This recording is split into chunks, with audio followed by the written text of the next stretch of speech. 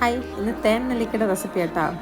അപ്പം നിങ്ങൾ വിചാരിക്കും ഓൾറെഡി ഇവൾ തേൻ നെല്ലിക്ക കാണിച്ചല്ലോ. കാണിച്ചു അത് പനം കൽക്കണ്ടം വെച്ചിട്ട്. ഇന്ന് കാണിക്കുന്നത് എന്താ, തേൻ വെച്ചിട്ട് നമ്മൾ തേൻ തന്നെ ഇട്ടിട്ട് എങ്ങനെ തേൻ നെല്ലിക്ക ഉണ്ടാക്കാൻ നോക്കാം.